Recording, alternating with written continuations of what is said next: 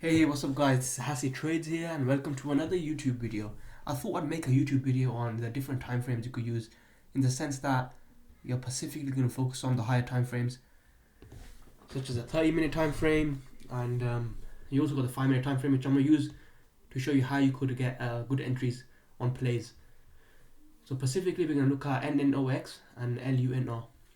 So let's just start off with these charts. We always start off with the daily chart to give us areas of where price has previously rejected on the chart. So we're looking here, we've got an area at 13.65 and we've got an area at 16.54, right? Just by looking at this chart, you could look left, you also see we rejected here before, struggled to break here, and this is the most recent area where we've rejected, so this is what matters the most. So price previously broke out from here and we hit 22, so these are the most valid areas on the chart. Now we're also looking for areas of support on the daily. What areas have we held before? So this seems to be a pretty area where we've held. So look here, we've held this before, we held again, so 10.91, and let's just look for a few more areas where we've previously held. So this is just based on the daily chart. Just looking, where have we held before? So around this area as well. Look left, we've broke, held, that's it. So now what we do is, in order to validate my thesis on a longer term basis, we're looking at a 30-minute chart.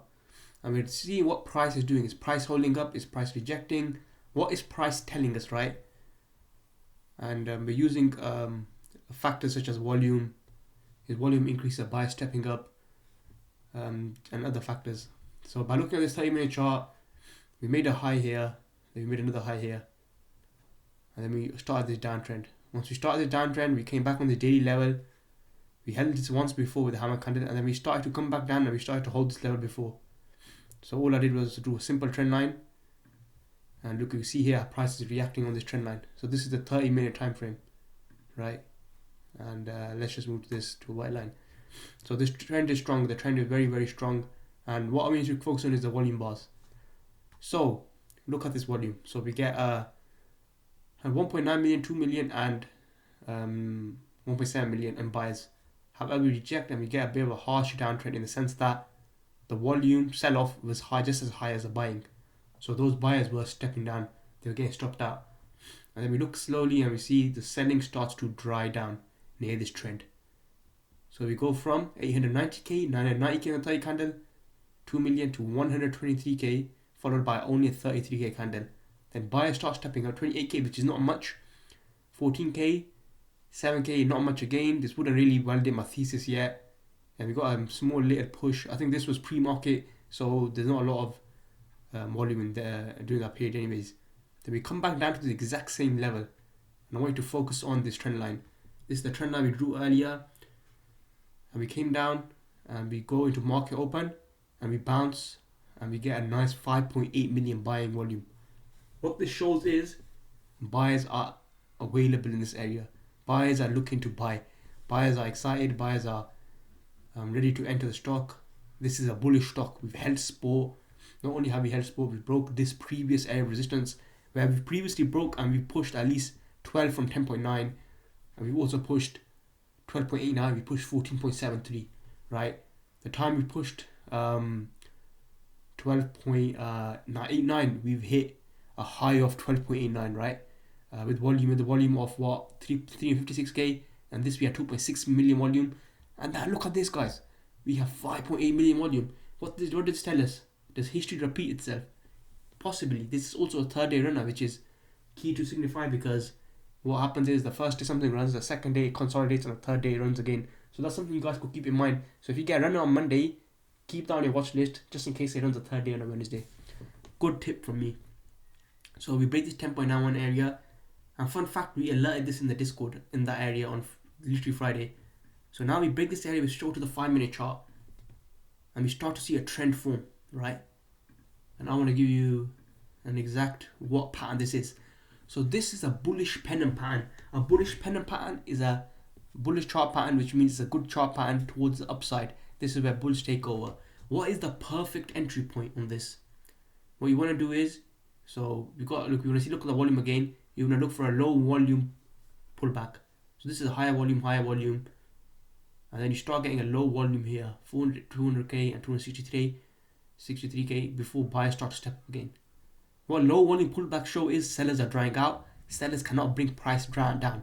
So that's how you read price. And then you get this nice 5-minute candle, and then you follow by a nice hammer candle, and then an inverted hammer candle. And Tiger, in the Discord, we alerted this around this level. This is what a 4% risk, and what it ran 30%. Absolutely brilliant. And let's just focus on other external factors such as VWAP and EMA9. This is above VWAP and this is above the EMA9. The EMA9 shows a nice curl. If you watch my last YouTube videos, I showed this very, very perfectly how you could use this to your advantage. But this is an A plus alert using different time frames, using different varieties, etc. So this is just an example of how you could utilize different time frames to your advantage, guys. Very, very simple and easy. Don't get me wrong, we live up all the time. No, that's why you keep a stop loss. That's why you have a stop. You always keep a stop. If you don't keep a stop, what are you doing? What are you doing? And then you take profits as you go, always. And let's just look at another example of Luna. I think Luna is more of a bearish example.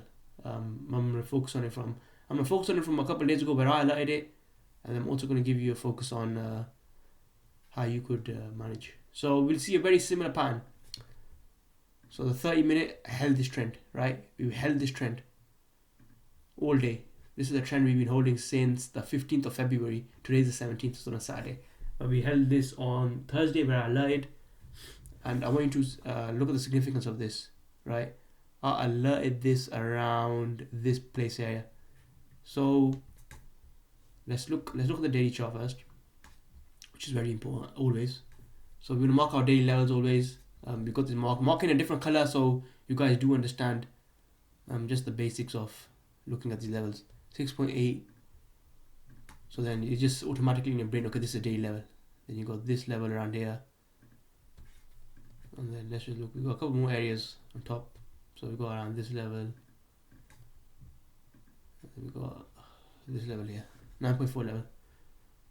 So now we look at the 30-minute chart, and look at the 30-minute chart. We broke out of this 5.45 level on that Thursday.